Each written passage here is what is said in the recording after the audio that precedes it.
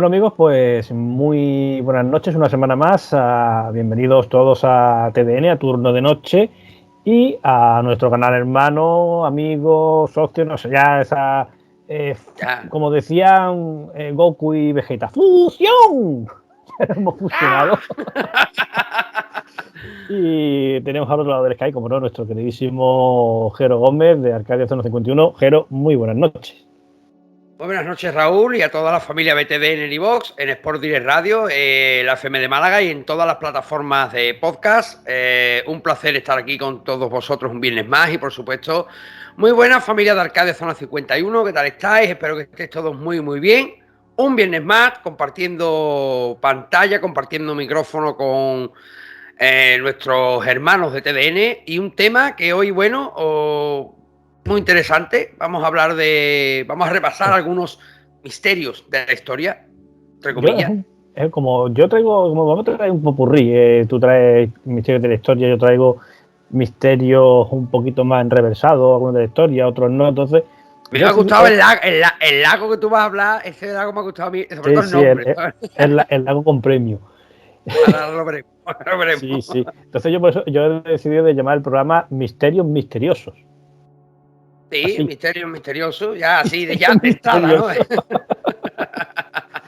Bueno, vamos, yo voy a desvelar un pequeño secreto que la gente no lo sabe. Y es que, bueno, sospechábamos que el hijo de Jero trabajaba para el CNI, pero hemos descubierto de que es un agente doble. Porque esta primera parte del programa, estos primeros 20 minutos, lo estamos grabando de segunda vez. Sí, no, el programa, eso es verdad, el programa en sí ya está grabado completo, o eso creíamos nosotros, pero claro, el hijo putas niño, Juanito, bueno, no, realmente fueron los dos, porque estaban los dos por el suelo y a mitad, llevábamos 25, 30 minutos, cortaron el wifi. Sí, pero ojo, pero menos mal que lo cortaron, porque si no nos comemos 2 horas de programa y se quedan grabados solamente 14 segundos, que es lo que nos encontramos cuando fuimos a descargar los vídeos. Sí, es lo raro, que me escribiste tú a los 20, 25 minutos de terminar y me dijiste que eso lo había grabado 14 segundos. Yo lo miré y lo confirmé. Entonces ya pues digo, vea, pues vamos a Menos hacer mal esa... que el tramo largo sí está grabado. Además es que dio la casualidad de que no estaba yo en mi ordenador habitual.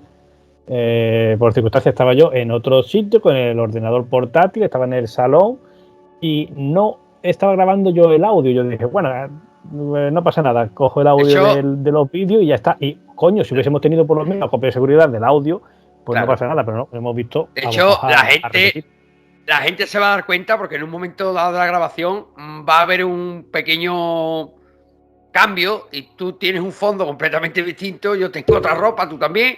Vamos que... Yo estoy con el pijama, después aparecer con el chándal, o sea que... Bueno, yo quería empezar, Raúl, estos misterios, como tú bien has dicho, yo me voy a ceñir bastante a lo que viene siendo la historia ortodoxa, ya que uno de nuestros últimos programas pues, fue ese descubrimiento de América, o quién fue el primero, o no el primero, si hubo civilizaciones antes de Colón en llegar allí. Bueno, pues yo planteo el primer tema con una pregunta, ¿no? ¿Estuvieron los romanos en China? Pues vista lo que descubrimos la semana pasada, con que incluso los egipcios podían haber llegado a América, no sería extrañar, evidentemente. A ver, según la historia oficial, se considera que el primer contacto entre romanos y chinos se produjo en el año 166, cuando una embajada enviada por Marco Aurelio llegó hasta Luoyang. Las distancias tan grandes para aquellos tiempos impidieron el establecimiento de relaciones diplomáticas regulares entre las dos culturas más florecientes conocidas hasta aquella fecha, y el conocimiento que tuvieron entre sí los dos pueblos ciertamente fue vago e inexacto. Los chinos denominaron al Imperio Romano como Li Jian, que etimológicamente procede de la palabra legión, algo cuanto menos curioso, ¿no? Esto se sabe a través de algunos de sus comerciantes que sí se movieron por Alejandría. En base a unos estudios de hace 60 y pico, casi 70 años, que conectan las relaciones de historiadores coetáneos chinos y romanos, y gracias a trabajos genéticos y antropológicos realizados en una pequeña región noroccidental de China, que, ya ves tú la casualidad, se llamó en el pasado Li Jian, pues se abre una brecha en lo admitido hasta la actualidad con respecto al contacto entre los dos imperios, y lo que empezó con tintes de leyenda, pues al parecer empieza a perfilarse como una realidad bastante más que plausible. Es más, de hecho, hay escritos romanos del año 53 a.C., en el que se dice que Licinio Craso emprende una arriesgada campaña en Asia. Esto en el año 53, pero es que existen escritos del año 36 a.C., o sea, casi 30 años antes, que cuentan que los chinos ya emprendieron una campaña contra soldados romanos y que un grupo de ellos se quedaron o llegaron misteriosamente a China, aquella región noroccidental llamada Lijian, cuya ropa coincidiría, la descripción coincidiría con la de legionarios romanos, que dicen los escritos orientales de aquella época, trabajaron como soldados a sueldo, sicarios, ladrones, etcétera, etcétera. Y los historiadores del tema, más expertos en el tema, han identificado, entre comillas, a estos soldados, vamos a decirlo para que nos entendamos, desertores, con la desaparecida novena legión romana que se narran en películas como La Legión del Águila, la serie Hispania, en fin. Sí, Así que la famosa Legión de la Águila, por supuesto. Por cierto, me ha recordado mucho lo que tú comentas, esto de los romanos enfrentándose con guerreros chinos, porque hay por ahí una que no es tanto leyenda, pero sí parece ser que hay indicios de que nuestros afamados tercios españoles llegaron a enfrentarse nada más y nada menos que contra los samuráis japoneses. Y ojo que, sí. según parece, le dieron pal pelo. ¿A quién? ¿A los españoles o a los samuráis? Los españoles a los samuráis. Hombre, porque a ti a mí me recuerda mucho eso, es que se me ha venido la imagen, ¿vale? ¿Tú te acuerdas de las películas de Bud Spencer y Terence Hill cuando se ponía el Bud Spencer a mirar al tío haciéndole tonterías y le soltaba la galleta a mano abierta? Lo mismo. ¿Dónde paga la espada, Gori? No, pues sí, es cierto que existen varias, yo no diría leyendas tampoco, yo diría historias, porque al fin y al cabo toda leyenda tiene una base fundamentada en algo real. Sí. O sea que, ante la pregunta, ¿estuvieron los romanos en China? Pues yo diría que sí, ¿por qué no? Sí, no es descartable. Y de aquí, si nos está escuchando Arturo Pérez Reverte, por favor, queremos una aventura del capitán a la triste enfrentándose a los samuráis japoneses, por favor. Hostia.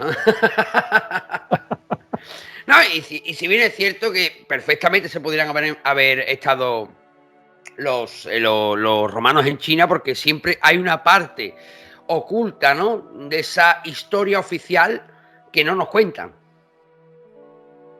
Hay una parte que no nos cuentan, una parte de la que no sabemos nada. ¿El por qué? Pues no lo sabemos, porque no nos lo cuentan, pero bueno.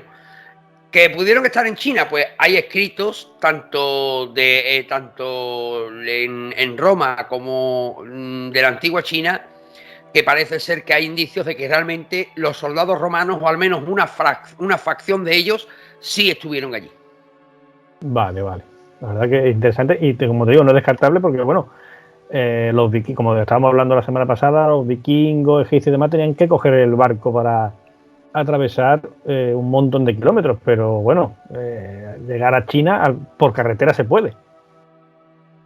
Sí, o sea, totalmente. Se puede llegar a pie sin ningún problema. Sí, además se dice que la famosa novena legión romana desertaron y bueno, a través de tierra, andando, obviamente al cabo de unos años consiguieron llegar a reaparecer en la antigua China.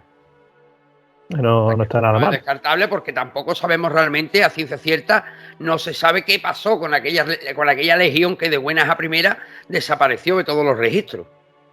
Sí, además, un caso parecido de los guerreros de la... No te voy a decir los guerreros de Xi'an son la figura esta de terracota, ese misterioso también ejército del cual podríamos hablar en su momento, pero sí, también había un ejército asiático, no recuerdo mismo el nombre, pero que también desapareció misteriosamente. Sí. Y bueno, a través de la historia son numerosas las civilizaciones que han desaparecido del mapa sin dejar rastro. Véase, por ejemplo, los mayas. Los mayas desaparecieron si no hay registro alguno que nos permita identificar qué pasó, ¿no? Por ejemplo, con los mayas. Si bien es cierto, yo siempre lo he dicho, que en caso de que la biblioteca de Alejandría no se hubiera quemado, que a mí ese incendio siempre me ha puesto la mosca detrás de la oreja. Sí. ¿Por qué? Porque, bueno, ahí se perdió, estoy segurísimo que se perdió una cantidad de información. O sea, para que hoy hubiera sido valiosísima. Por ejemplo, hubiéramos sabido, seguro, además casi seguro, estoy convencido de que hubiéramos sabido quién coño construyó las pirámides. Por ejemplo, ¿no? Solo por ponerte un ejemplo más cercano a Alejandría. A ver, Jero, pero ¿tú no has visto Stargate?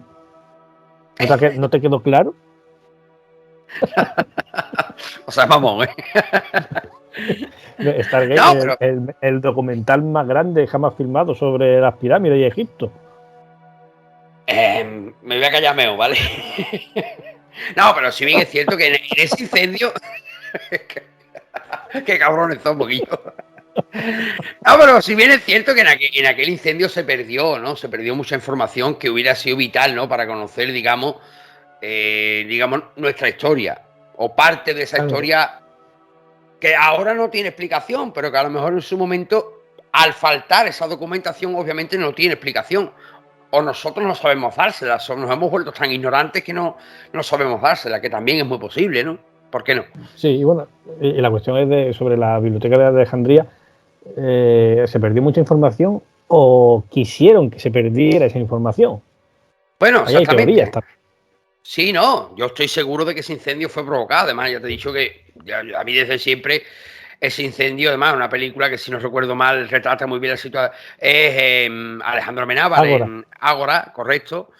Retrata muy bien esa conspiración alrededor de la biblioteca de Alejandría, ¿no? O sea, ahí había, sin duda alguna, ¿no? Sin duda alguna, ahí había algo o había cierta información que no quería quien fuera que sobreviviese al paso de los años y bueno, pues lamentablemente eso en qué ha derivado, en qué ha desembocado, en que hoy en día hay ciertas cuestiones que no nos quedan claras o que no podemos llegar hasta su final de esa explicación porque no tenemos la información que falta para completar el rompecabezas. Así que ahí podría haber estado incluso alguna reseña histórica que nos dijera con fidelidad los romanos estuvieron en China. Vale. Vamos a...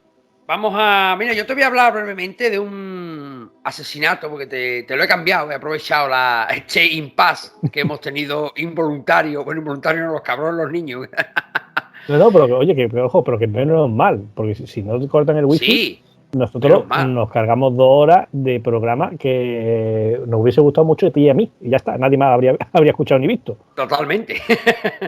A ver, yo te voy a hablar de un asesinato que en su día, ¿no?, conmocionó Hollywood, y por qué no decirlo, ¿no?, a todos los rincones donde llegó, por la brutalidad del hecho y porque a día de hoy todavía seguimos sin saber quién coño cometió el asesinato de Elizabeth Short, más conocida como la Dalia Negra.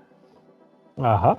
Y bueno, pues la Dalia Negra, que así es como se conoce el crimen de una joven actriz, Elizabeth Short, hecho que por su crudeza permitió llenar las portadas de los periódicos, fue el foco de la prensa amarillista que buscaba hasta el último resquicio del morbo, ¿no? Vamos, igual que ahora, ¿no? Sí. Indudablemente el asesinato de esta chica pues tenía todos los ingredientes para hacer de este crimen un crimen mediático y sensacionalista. El hecho tan macabro que rodeaba el asesinato de la joven aspirante actriz despertó la curiosidad popular y hoy en día, convertido casi en un mito, pues fue objeto de inspiración para novelas, películas, series de televisión, etcétera, etcétera, etcétera, ¿no? Bueno, pues esta chica era una joven actriz que, bueno, se fue a Hollywood a probar suerte y bueno, hasta que una mujer conocida como Betty Bersinger sale de noche a dar un paseo con su hija el 15 de enero de 1947, o sea que ya llovió. Y bueno, lo que no esperaba era hallar una escena que daría la vuelta al mundo, y mucho menos que, como hemos dicho, aún más de 70 años de aquel fatídico suceso, pues se sigan manteniendo intactas las incógnitas que giran alrededor de este caso, ¿no? Bueno, pues el caso es que esta mujer, mientras avanzaba, pues se percata de un bulto que en un primer momento pues identifica como un simple maniquí roto. Creyó que simplemente pues alguien lo había abandonado, estamos en Hollywood, atrezos de cine, etcétera, etcétera, ¿no? Sin embargo, pues la percepción empezaría a cambiar, y al acercarse pudo comprobar que que no se trataba de un maniquí, sino de el cuerpo diseccionado de una mujer. Este cuerpo se mostraba a las orillas del camino por donde había estado paseando aquella vecina del barrio, desnuda en posición de cúbito supino, mantenía las piernas abiertas de manera firme, los brazos se mantenían en ángulo recto y en alza por encima de la cabeza. El cuerpo estaba completamente drenado de sangre. Un corte en las comisuras de la boca hasta las orejas pintaban una macabra sonrisa en el rostro de la joven Elizabeth Short. La Dalia Negra, como comenzaría a ser conocida, un corte perfectamente estudiado dividió su cuerpo en dos a la altura de la cintura, y este además fue limpiado cuidadosamente. O sea que estamos ante un psicópata, con todas las letras, vamos. Muy Jack el Destripador. Y además que para aquella época, digamos que fue algo que conmocionó, ¿no? Y más donde estaba, la zona en la que estaba, ¿no? Bueno, pues la autopsia revela datos todavía ciertamente más escalofriantes, ¿no? Revelaron los análisis que habían extraído el bazo, el corazón y los intestinos. También un trozo de carne que faltaba en el muslo izquierdo se halló en el interior de su vagina, y habían mutilado su pezón izquierdo. Asimismo, también se hallaron importantes fracturas en las piernas de la joven. Esto cito textualmente del informe forense. Lo detallan así. Vale. Por otro lado, también se presupone que durante unos 3 días aproximadamente estuvo maniatada fuertemente con cuerdas por las marcas que habían quedado en sus muñecas y tobillos. Hasta ahí el informe de los forenses. Aquí que bueno, los investigadores ya de aquella época pues observaron con detalles múltiples torturas que la pequeña Elizabeth Short, la Dalia Negra, había sufrido. Iban desde fuertes marcas causadas por golpes, incisiones, quemaduras de cigarrillos, hasta profundas escoriaciones sobre su pecho derecho. La pregunta, ¿quién es el asesino? Pues son muchas las teorías que han girado alrededor de este misterioso caso, aún hoy, recuerdo, sin resolver. Hipótesis tratando de dar una explicación y encaminando una línea de investigación que hasta la fecha pues no parece haber dado sus frutos. Una prensa de la época inmersa en el caos y que influyó bastante a la hora de paralizar la averiguación de la verdad detrás del crimen, pues periódicos sensacionalistas que hacían lo imposible por obtener la exclusiva sobre nuevas informaciones. Sí es cierto que se recibe una llamada el 23 de enero del 1947 ante las múltiples llamadas que la policía recibe sobre falsos testigos, como suele pasar, ¿no? Hoy en día sigue pasando cuando hay un caso de este estilo. Pues esta llamada se produce al periódico Los Angeles Examiner, y aquello ciertamente pondría en alerta al identificarse o supuestamente quién estaba al otro lado de la línea como el responsable de la muerte de Elizabeth Short. El asesino, preocupado por el tratamiento del caso en aquel periódico, mostró su indignación. También hizo una petición para que reconsideraran el trato que estaba recibiendo el crimen. Para ello mandó al día siguiente al periódico algunas pertenencias de Elizabeth. Envió su certificado de nacimiento, fotografía, nombres en un papel, así como una libreta de direcciones con el nombre Mark Hansen, escrita en la tapa y con recortes de periódicos donde se anunciaba la muerte del exnovio de Elizabeth, el señor Gordon Jr. Los investigadores empezaron indagando en aquella agenda y cada uno de los nombres que la Elizabeth había escrito en ella. Bueno, pues hasta aquí todo normal. Los investigadores empiezan a investigar, empiezan a dar palos de ciego porque los testigos empiezan a poner en su conocimiento las diferentes coartadas con las que cuentan, hasta que al final pues se decide dar el caso por cerrado. Hasta el día de hoy, que no se sabe, a raíz de unas misteriosas escuchas que salieron a la luz en 2003, pues al parecer estas escuchas culpan o parecen culpar al padre del exnovio de Elizabeth Short, el señor anteriormente mencionado, Gordon Jr., quien dice que escuchó a su padre decir que había matado a Elizabeth porque le rechazó. Así que esto es lo único. O sea, la mató el suegro o el ex-suegro. Correcto. Al parecer, como digo, estas escuchas salen en 2003, en las que es el propio exnovio de la chica quien reconoce que su padre es el asesino de Elizabeth, ya que intentó tener a través de promesa, por lo visto fue el que la llevó a Hollywood con la promesa de hacerle una gran actriz, pero que realmente solo intentó pues obtener sus favores sexuales, y al negarse ella pues se ensañó de tal manera que acabó pues de la manera que hemos escuchado. Aunque estos son solo hipótesis, ya que claro, tenemos que darnos cuenta que han pasado casi 80 años ya, y no vamos a tener quien nos discuta eso. Así que ¿quién mató a Elizabeth Short? Pues tampoco lo sabemos. La hipótesis más clara, exactamente, la hipótesis más clara, porque fue su ex-suegro. Bueno, correcto. Si lo dice el exnovio, pues en principio pues, no habría por qué no creerlo. En principio, bueno, tampoco gana nada este hombre.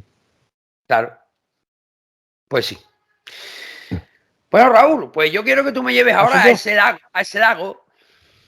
De nombre con premio, porque nos vamos, ojo, al Triángulo de las Bermudas de China. Pero este triángulo no está en ningún mar propiamente dicho, está situado en un lago. ¿Y cómo se llama el lago? Pues el lago Poyang. No Pollón, Poyang. De verdad, ¿cómo se nota que no son lagos andaluces? No hay huevo de ponerle este nombre aquí en Andalucía, no hay huevo. Aquí tenemos en Málaga tenemos la presa El Limonero, el pantano El Chorro, pero no te va. Me voy al pantano Poyang, no veas. No, ¿dónde va? Al Poyang. Telita. Al Poyang. Bueno, Raúl, ¿y qué se cuece? ¿Y qué se cuece por allí por el?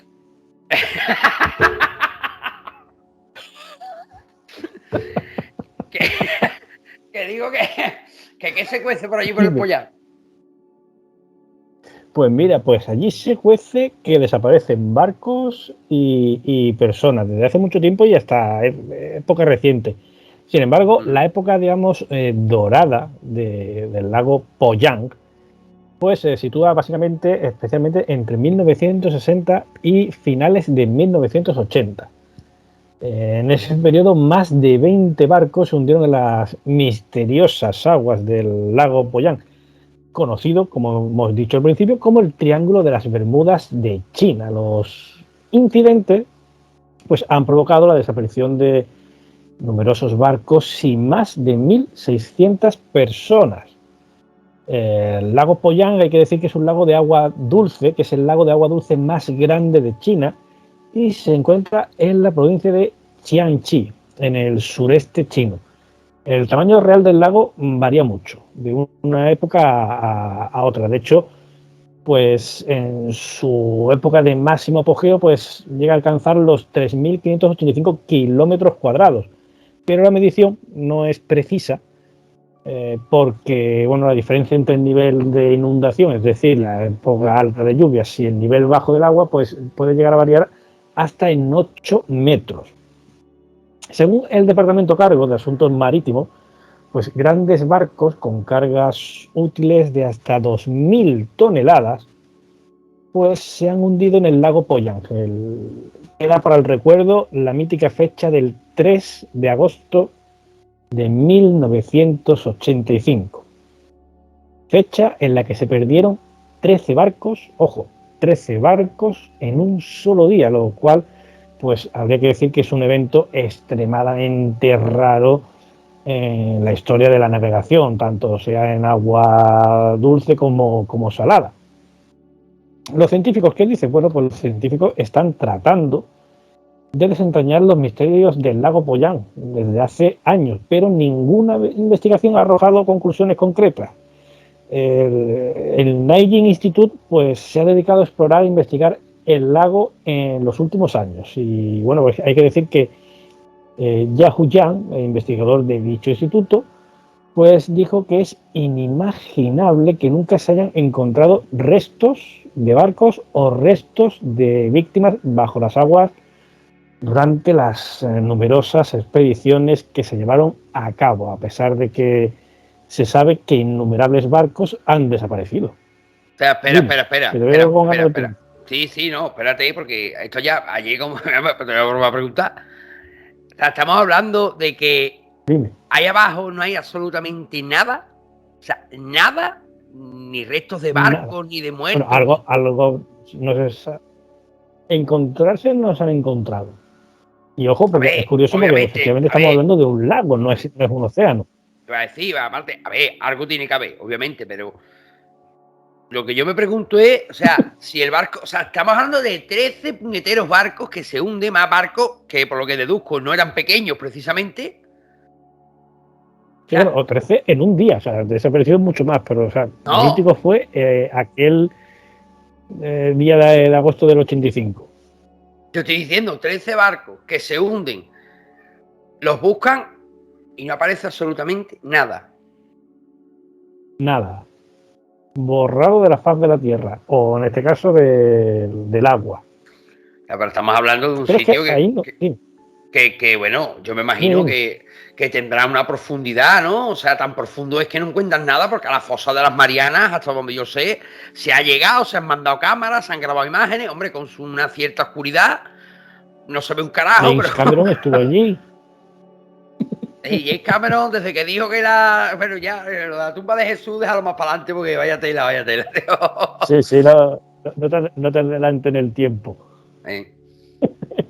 Porque vaya tela. James Cameron, yo ya, ese hombre, yo desde que hizo Avatar, yo creo que vive en otro plano, ¿sabes? Ya. En otro mundo. Sí, en Pandora. Bueno, te sigo con el tema, porque, bueno, pues parece ser que los invasores japoneses también se vieron afectados en su día. Porque según Yang, el ejército japonés que invadió China durante la Segunda Guerra Mundial también se encontró con un percance en el lago. El 16 de abril de 1945, un carguero japonés que pesaba más de 2.000 toneladas se hundió en el lago Pollán, operado por el ejército japonés. Ojo, el barco estaba completamente cargado, en principio parece ser que de tesoros y antigüedades arrebatadas a los civiles chinos. El barco, bueno, pues se hundió en el lago y ninguno de los tripulantes escapó a la tragedia. Curioso. Después de recibir noticias del barco desaparecido, el ejército japonés obviamente ordenó a su personal de la marina que intentara salvar el barco, pero solo uno de los buzos logró encontrar el camino de regreso a la orilla.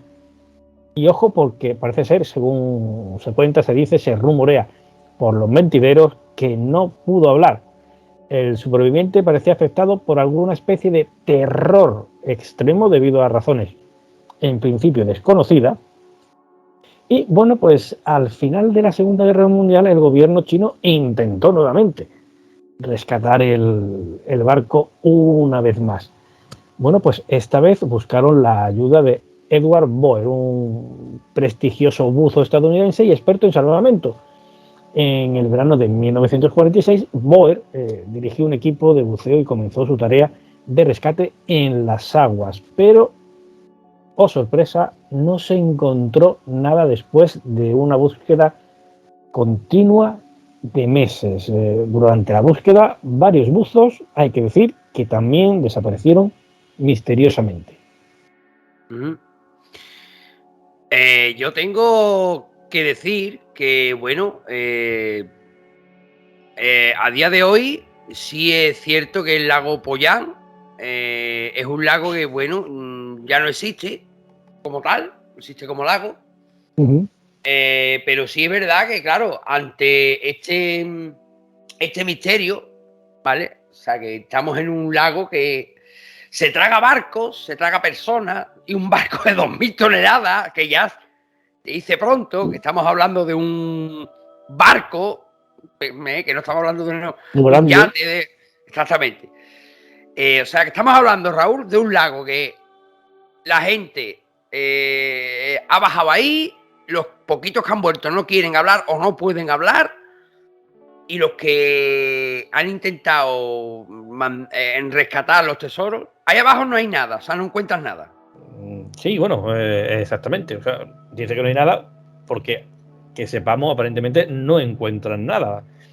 No creo que estén ocultando algún secreto extraño por ahí.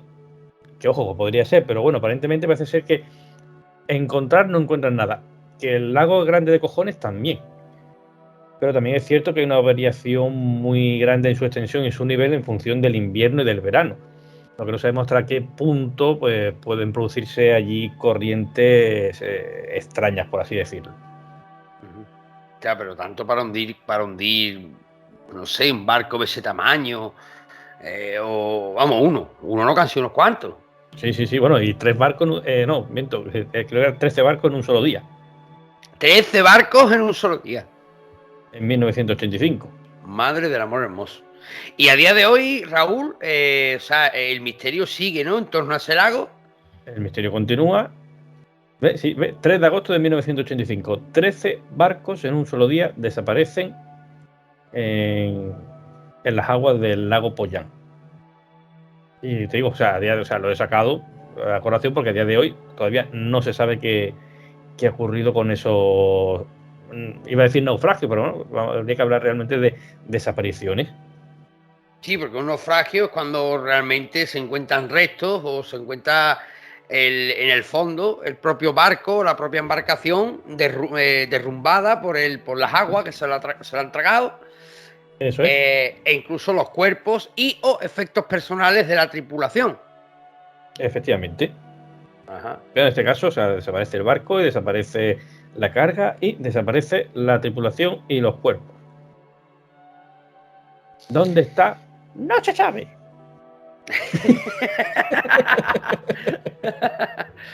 Pues ve, un misterio que sin duda pues vamos a estar, yo por lo menos voy a intentar estar atento a si surge alguna noticia o algún naufragio más en torno al lago Pollán, ya por curiosidad, por Sí, lo ver seguiremos de cerca.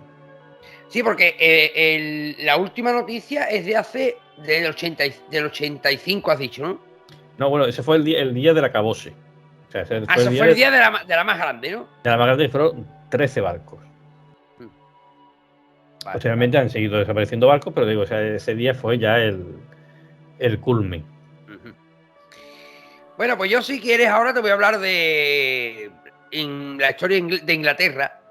Pues claro, hablar de historia de Inglaterra y más aún de la monarquía que reinó durante los pasados siglos, pues se hace inevitable hablar de una figura que está muy de moda ahora, otra vez, que es Ana Bolena. Sí. Por cierto, que Ana Bolena no era afroamericana. No era negra, vamos a decirlo claro, por mucho que esta moda es que ya no sé cómo es que ya no sé cómo llamarlo, o sea, es que la inclusión, no sé, pero bueno, es que pero es ridículo. Pero que esto no es nuevo, que acuérdate que el sindicato de actores Sí. denunció a Steven Spielberg porque no incluyó actores negros en la película Salvar al Soldado Ryan. Cuando él contestó que, siguiendo rigurosamente la directriz histórica, ningún soldado afroamericano participó en el desembarco de Normandía. Y evidentemente ningún afroamericano pues luchaba en las filas alemanas. Correcto. Pero bueno, sí, la cosa viene ya de Sí, viene de largo ya. Tontos había a lo largo de la historia siempre. Sí, hombre. Tonto hay en todas las casas, está claro. La mía también. Los primeros somos nosotros. ¿No? Pero bueno. Las conspiraciones en torno a Ana Bolena, ¿no? Contra Ana Bolena, una mujer que, bueno, sin saberlo, pues ella marcaría un antes y un después, tanto en la vida de Enrique VIII como en la propia historia de Inglaterra, al ser el principal motivo de la escisión entre el país y Roma.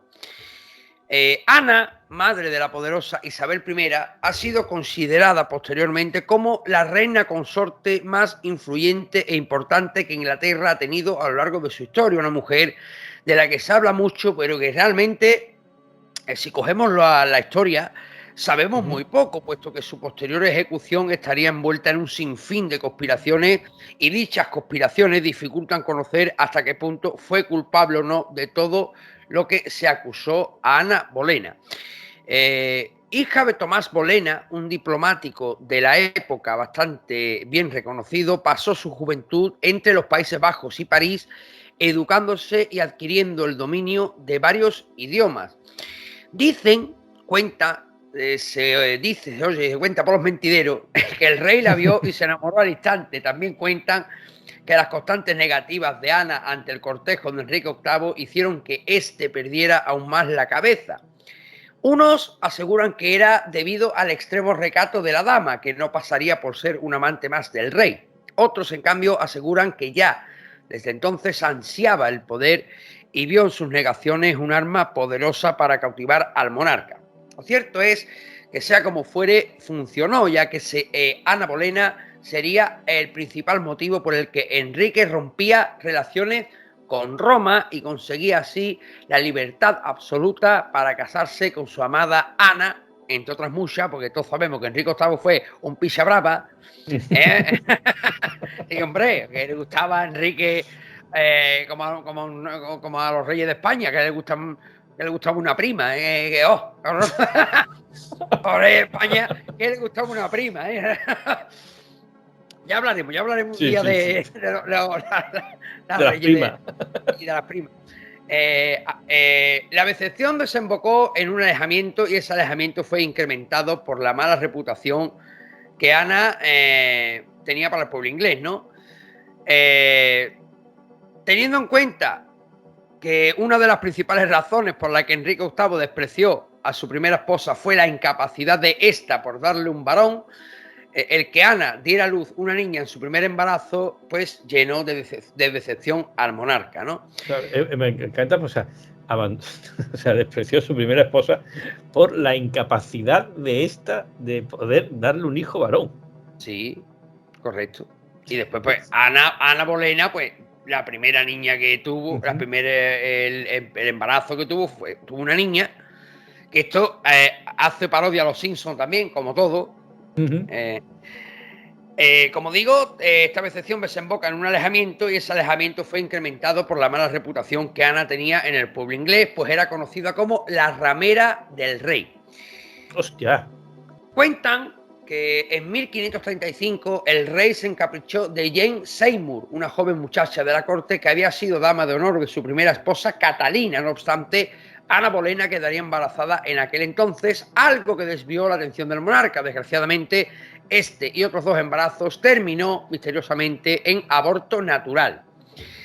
Tras la muerte de la reina Catalina, comenzaría un acercamiento entre Inglaterra y Carlos V, un acercamiento que Ana Bolena entorpecía bastante por su tendencia hacia el luteranismo. En el año 1536, Mark Smeaton, músico de la corte, fue acusado de tener relaciones sexuales con la reina. Este hombre fue torturado hasta el extremo cuando finalmente confesaría el presunto delito. Y bueno, fue Aquí voy a hacer un inciso, porque torturado al extremo, yo creo que incluso cualquiera de nosotros confesaría que fue el toro que mató a Manolete. Totalmente. Lo que yo no me explico es, y es una cosa que, ¿cómo? No sé, será que nosotros que no soportamos el dolor y en aquella época lo soportaban de maravilla, porque claro, es lo que tú dices, ¿no? Ahora a ti, tú ves que te van a torturar y tú confiesas. Vamos, sin embargo, antes aguantabas que te torturaran. Bueno, no sé, me imagino que te tendrías que ver en esa situación para... Pero bueno, digamos que este fue el inicio del fin para Ana Bolena, que sería ejecutada junto a su primo Harry Norris, el tatarabuelo de Charles Norris, Sí. los caballeros William Weston y Richard Burton, y su hermano Lord Rochford, al cual también se acusó de mantener relaciones sexuales con su propia hermana. En ese mismo año, un tribunal presidido por Cramer declararía el matrimonio nulo. La única explicación que dio fue que en la entrevista de la Torre de Londres, donde Ana estuvo presa, esta le hizo una confesión de carácter indescriptiblemente horroroso. Cito textualmente. Tiempo después se ha... Indescriptiblemente horroroso. Indescriptiblemente horroroso. Qué barbaridad. O sea, tiempo después ya se ha autorizado sobre esta confesión y son muchos los historiadores que coinciden en que quizá Ana estuviera embarazada y que el hijo no era precisamente de Enrique VIII. Otros creen que efectivamente estaba embarazada, como atestiguaría una carta enviada por Enrique VIII a sus embajadores en Roma y París, anunciando, y cito textualmente, Dios nos va a enviar un heredero varón. Toma ya. Fue quizá este el motivo por el que Cromwell decidiría finalmente quitarse de encima la molesta presencia de Ana Bolena. El misterio, bueno, pues el misterio está en quién urdió todas estas conspiraciones contra Ana Bolena y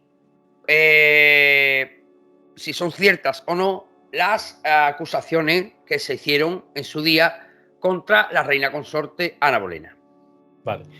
Quiero comentar, como hoy estoy grabando en otro sitio, ¿vale? Hoy estoy grabando aquí en el salón con el portátil. Por la hora de grabación, dentro de 4 minutos vais a escuchar 7 campanadas. 7. No comerse las uvas, ¿eh? No comerse. Y además, esto va a ser un momento muy el conde Draco de Barrio. Muy heavy, ¿no? Va a ser muy heavy, ¿no? Yo creo que podemos decir cuando salten las campanadas del reloj de pared este enorme de mi padre en el salón. Ahora, bueno, es que tengo puesto el filtro desenfocado. No sé, pero cuando haga ¡don! Podemos decir ¡una campanada! Ya había pensado yo meter sonrisita, ¿no? Por el efecto, pero bueno. Oye, ¿qué te parece si te hablo de ese misterio, ¿no? Que enganchó incluso hasta el propio Sir Arthur Conan Doyle. Venga. Esto... va a coincidir con los efectos de las campanadas, sí, por lo cual va ahí acorde. Yo lo denomino un troleo épico.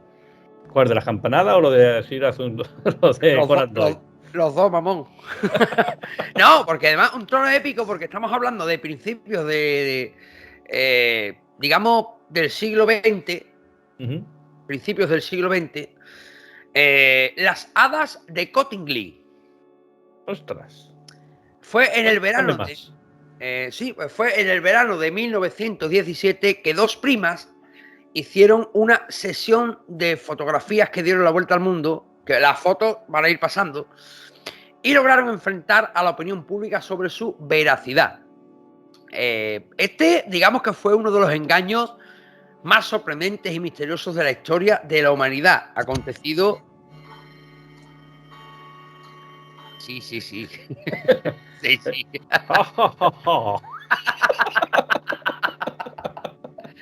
O sea, que la gente nunca que no, por lo menos aburrirnos nos aburrimos, ¿eh?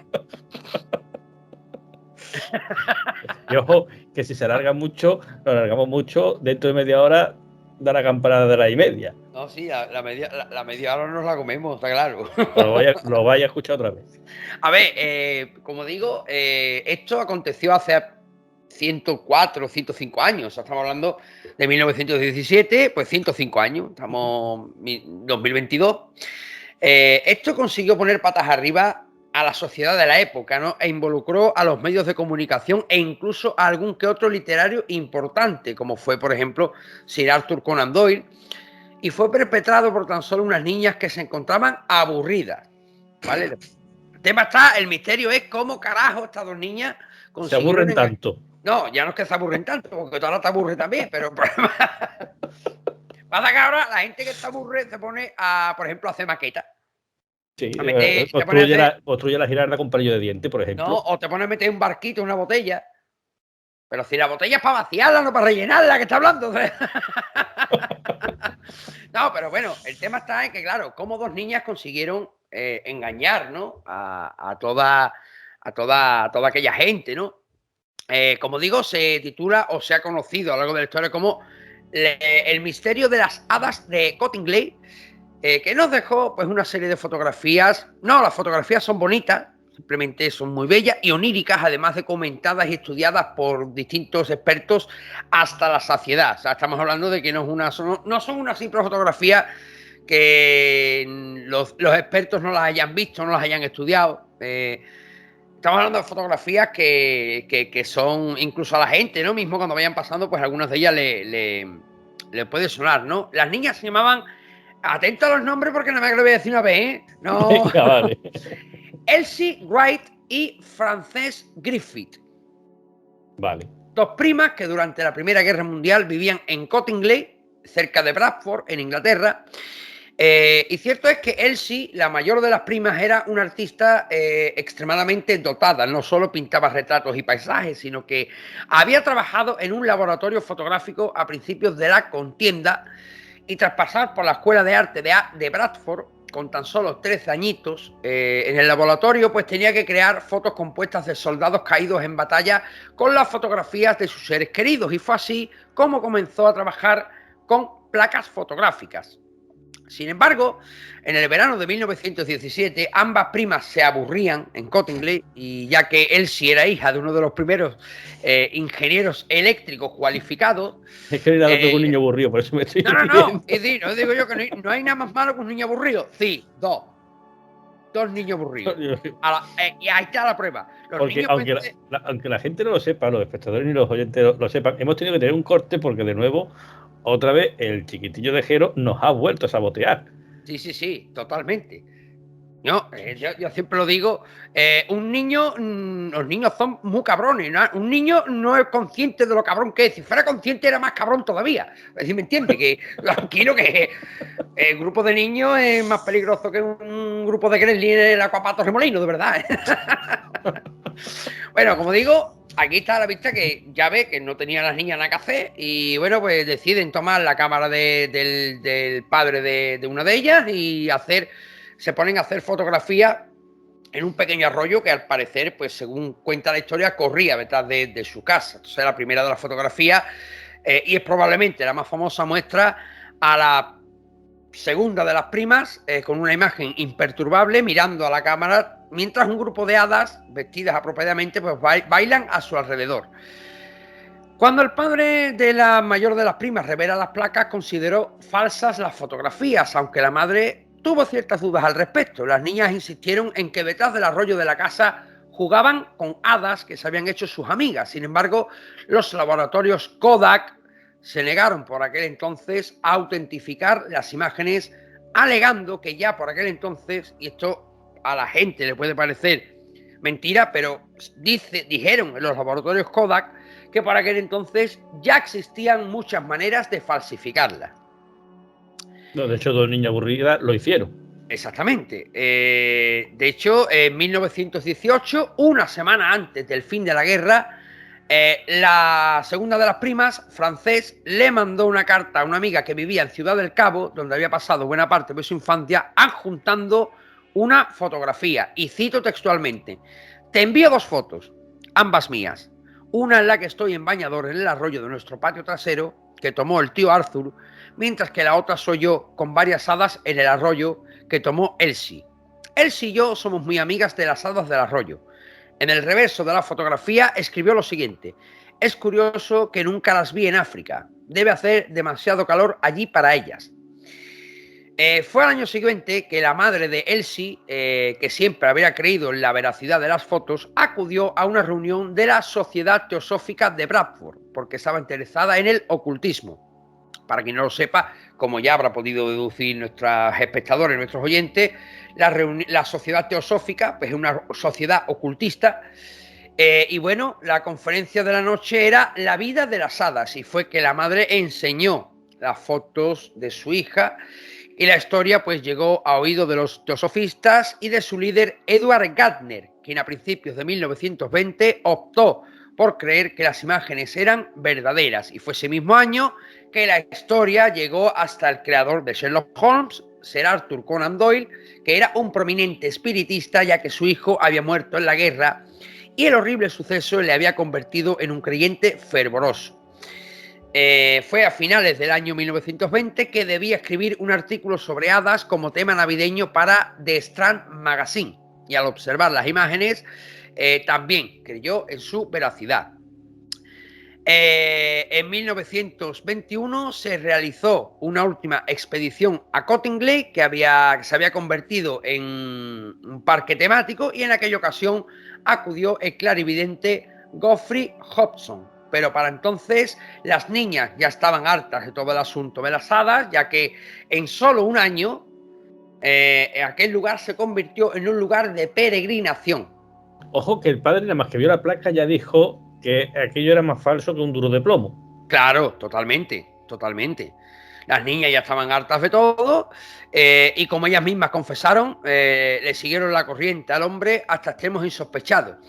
Poco a poco la historia de las hadas fue cayendo en el olvido y sus creadoras lograron por fin el ansiado anonimato, hasta que en 1971 la BBC volvió a interesarse por el tema y le hicieron varias entrevistas a las dos niñas adultas. Una de las preguntas fue, ¿fabricaron de algún modo esas fotografías? La niña, una de ellas, dijo que no, que debían recordar que la mayor de las primas tenía 16 años y ella por aquel entonces 10. Así que, bueno, hasta su muerte, la niña, una de ellas, sigue insistiendo en que habían visto hadas y que la última de las fotografías, la última, era verdadera, aunque el resto no. Eso fue la pequeña. La mayor de las primas sí confesó que las habían hecho sujetando recortes con alfileres de sombrero. De hecho, el libro de 1917, El sombrero de la princesa Mary, muestra unas figuras sorprendentemente parecidas a las de la fotografía. Vale. Así que, bueno, una de ellas sí confesó. Claro, no olvidemos que en este caso la mayor de las primas, que fue la que confesó que había sido un montaje, tenía 16 años. La otra tenía 10 años, era más niña, entonces ya sí que puede haberse, ¿cómo se dice?, sugestionado en la existencia de... cierto es que Conan Doyle murió en 1930, como todo el mundo sabe, creyendo en la veracidad, sí, además él siempre lo decía, que esas fotos eran reales.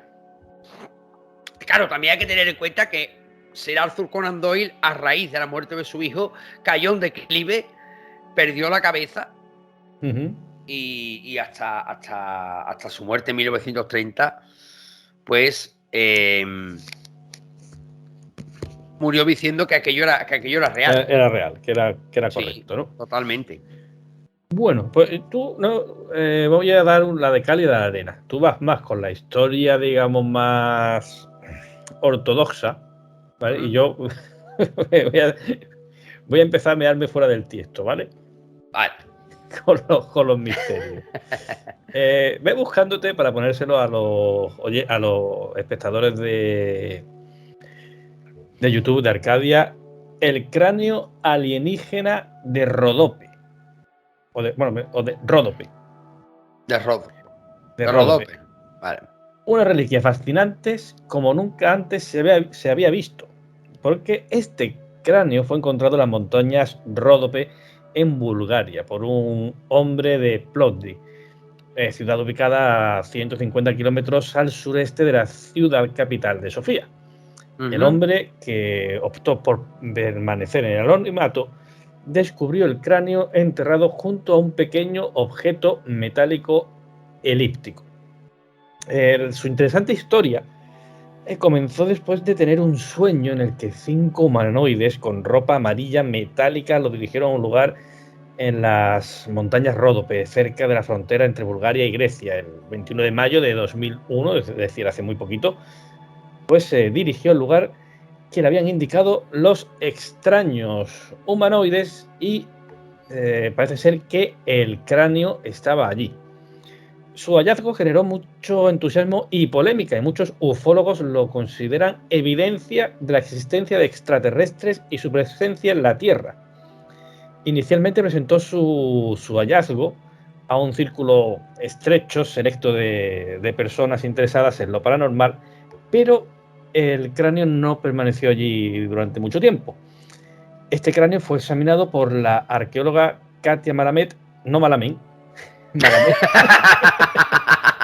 de la Academia de Ciencias de Bulgaria, y por el profesor Dimitar Kovachev, director del Museo de Paleontología de Asenovgar. Ambos han dicho que nunca antes habían visto algo así.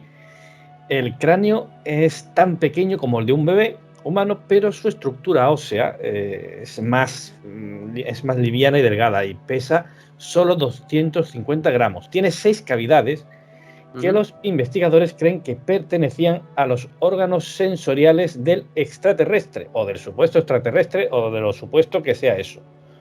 Cuando estaba vivo, porque evidentemente, si ya es un cráneo, está muerto, cuando estaba... Totalmente. Cuando totalmente. Vivo, poseía 6 ojos, o quizás otros órganos completamente desconocidos para nosotros. Curiosamente, no tiene orificio para la boca donde esperaríamos encontrarla. El profesor Kovachev está seguro de que no es un fósil y no se parece a ningún cráneo de homínido conocido por la ciencia. Hombre, yo te voy a hacer un pequeño inciso. La gente ya lo habrá visto porque habrá pasado la imagen. Yo, hasta donde yo puedo permitirme opinar, sí, muy normal no es. Es raro. Raro, no raro de cojones, hablando mal y pronto. Esto es raro, el bicho era feo de cojones. El bicho era feo. Cuando hace ¿esto qué es? Dice, pues échalo al aire y si vuela es un murciélago. Pero tú has visto mi cara, yo soy Blancanieves al lado del bicho, ¿vale? Esto ya es decir. No, pero sí, en serio que, hombre, raro. Yo creo que no hay, hombre, siempre estará el científico de turno que quiera dar una explicación y se saque una explicación de la manga, pero un científico con criterio e imparcial, no creo yo que sea capaz de dar el nombre del animal al que pertenece ese hueso. No, o sea, de hecho, el propio investigador Kovachev pues dice, y cito textualmente, no pudimos encontrar ninguna analogía o correlación con nada de los últimos 30 millones de años. Además, el renombrado, bueno, pues hay varias teorías interesantes sobre el cráneo, y una de ellas, bueno, pues el renombrado psíquico búlgaro Kovrat Tomov cree que perteneció a un ser genéticamente diseñado, creado por los atlantes. Aquí ya empezamos ya a darle a la absenta. Y según él, el cráneo representa los restos de un experimento fallido ocurrido hace miles de años en esa zona. Sea lo que sea, raro es. No, hombre. O sea, tú lo has visto en pantalla, los espectadores de YouTube han podido verlo. Y rarito es, desde luego. Sí, no.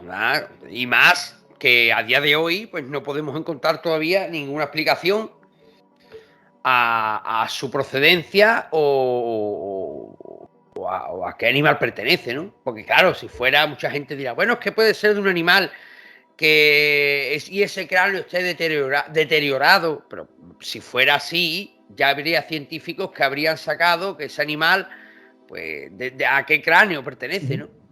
Claro, de hecho, te digo, han llegado a la conclusión, los que lo han visto, los que lo han estudiado, de que, bueno, pues no pertenece a nada conocido que haya andurreado sobre la Tierra en los últimos 30 millones de años. Increíble. Increíble. Y de nuevo, otra vez, pues, ¿de dónde viene esto? Pues no se sabe. Bueno, pues ya que estamos en tiempos de que parece, ¿no?, que los contagios van remitiendo. Pero bueno, vamos a hablar de pandemia, de epidemia. En este caso, te voy a hablar del misterio de la epidemia de baile de 1518. De la epidemia de baile. Sí. Fue en 1518 que cientos de personas bailaron descontroladamente hasta morir. A más de 500 años, el origen de la epidemia de baile que azotó Estrasburgo sigue siendo un misterio. O sea, bailar hasta morir. Sí, bueno, situémonos 1518. O sea, el grupo tenía que ser la hostia, el que tocó. Bueno, más de 500 años, rectifico, más de 600 años. Vale, pero más de 600 años. Bien. El juglar que tocó en aquella feria lo petó. No se sabe. No se sabe. No, pero vea, situémonos, mañana, julio 1518, una mujer conocida como Frau Trofea salió a las calles de Estrasburgo, Francia, y comenzó un baile compulsivo y frenético que duraría entre 4 y 6 días. Según los testimonios recogidos en aquel entonces, la mujer parecía poseída por el movimiento y, pese a su cara de sufrimiento, no podía parar. Poco tiempo después, un vecino se unió a su baile y luego otro y luego otro. Al finalizar la semana, eran más de 30 las personas que bailaban día y noche. Al cabo de un mes, al menos 400 ciudadanos habían sido infectados por el extraño fenómeno. Los bailarines caían muertos de agotamiento, ataques cardíacos o accidentes cerebrovasculares. Las autoridades médicas y cívicas decidieron que el mejor remedio era que lo sacaran de su sistema, así que asignaron una tarima de madera a los bailarines y contrataron a músicos para mantenerlos activos. Esto es el precursor, fíjate. Es que tú sabes lo mejor, es que esto suena a coña, pero es que es verdad. Es que esto es verdad, es que la gente se cree, esto es verdad. Ahora voy a decir una cosa, que no van a ver los de TDN, pero sí no van a ver los amigos de YouTube, de Arcadia, y es que esto, lo que tú me estás contando, parece el precursor, el origen del GIF ese que te mando yo muchas veces, que se ve el chaval. Sí, totalmente. De hecho, las muertes continuaron hasta que tan súbitamente como había empezado, la llamada epidemia del baile cesó a principios del mes de septiembre. Hasta la fecha no se ha encontrado una explicación para aquel curioso episodio histórico. Se ha sugerido que pudo haber sido provocado por la ingesta del hongo del cornezuelo de centeno, la versión orgánica del LSD. Sin embargo, es algo poco probable, pues si bien causa alucinaciones y espasmos, al obstruir el flujo sanguíneo a las extremidades, dificulta el movimiento. También se ha especulado que los danzantes eran miembros de un culto herético y que el extraño incidente fue parte de un acto. No obstante, esto resulta inverosímil, ya que sus contemporáneos aseguraban que los afligidos no querían bailar y los bailarines mismos expresaban su miseria y pedían ayuda. Además, nunca se les trató como herejes, eran personas de lo más normales. Existe una teoría que es la más aceptada, que fue propuesta por el historiador John Waller, quien culpa a la histeria colectiva, habiendo sufrido hambruna, enfermedades y múltiples crisis. El estrés en la población provocó una psicosis masiva. No obstante, esta hipótesis, digamos que a pesar de que es la más aceptada, tampoco logra explicar por qué las personas bailaban. Es que está cogido un poco con pinzas, ¿vale? O sea, los de la histeria colectiva, venga, te lo puedo comprar, pero está cogidito con alfileres. Queda ahí un poco en un tenquerengue, como decimos aquí en Andalucía. Sí, pero bueno, a pesar de las diversas teorías para explicar aquel fenómeno, la epidemia del baile, a día de hoy, los científicos no han podido explicarlo, pero curiosamente este no fue el único brote de baile compulsivo en Europa. Se han registrado cerca de 10 episodios similares antes de 1518. Antes de 1518 se habían registrado 10 y uno en 1374 en los pueblos que hoy forman parte de Bélgica, el noreste de Francia y Luxemburgo. Sin embargo, conocemos y ha trascendido más datos de 1518 porque es simple y llanamente el que mejor se documentó, no por otra cosa. Lo curioso es que también, si te fijas, todas las zonas están muy cerca. Sí. O sea, Francia, Luxemburgo y Bélgica. O sea, estamos hablando de una zona, digamos, acotada, ¿no? Es que las veladillas de los pueblos se desmadran mucho, ¿eh? Hay que tener cuidado con las veladillas. Bueno, yo antes de darte paso otra vez, Raúl, te voy a hablar de... la gente no lo sabrá, pero Agatha Christie estuvo desaparecida durante 10 días. Esto lo he titulado yo como los 10 días perdidos de Agatha Christie. Vale. Cierto es que esta historia que voy a contar, pues sí podría ser perfectamente uno más de los 66 relatos que creó la escritora, ¿no? Todos sus personajes, los extraños giros de guión y el sorprendente final podrían pertenecer a cualquiera de las novelas salidas de su mente. Pero no es el caso, esto es real. Lo que os voy a contar, digamos, es quizás el relato más intrigante de la reina del crimen, su propia historia, una historia relacionada directamente con ella, ¿no? Haciendo cierta esa frase que dice que la realidad puede superar con creces a la ficción, como digo, Agatha Christie protagonizó uno de los sucesos más extraños y enigmáticos de la historia de las letras, y eso no es poco decir para la que es considerada como la maestra absoluta de la literatura de misterio. A ver, pongámonos en situación, ¿no? 1926 y bueno, pues Agatha Christie se fuma de su casa durante 10 días provocando una conmoción total en el Reino Unido y una de las búsquedas de desaparecidos más grandes que ha visto jamás aquel país. Solo ahora, 90 y tantos años después, se sabe exactamente lo que sucedió durante aquellas casi 2 semanas, o casi, porque todavía hay 2 teorías abiertas. Pero bueno, vamos a ir por partes. En 1926, la Inglaterra post-eduardina estaba en pleno apogeo, ¿no? El país británico, pues aún recuperándose de las heridas de la Primera Guerra Mundial, todavía es el líder indiscutible de Occidente, con un inmenso imperio colonial repartido por todo el globo y una enorme potencia industrial y cultural, aunque los primeros síntomas de su decadencia ya asoman por el horizonte. Ajenos a todo esto, en Berkshire, un condado del sudeste del país, vive Agatha Christie con su marido, Archibald Christie, y él es un coronel del ejército británico y ella se está revelando en aquel momento como una de las escritoras más talentosas de toda su generación.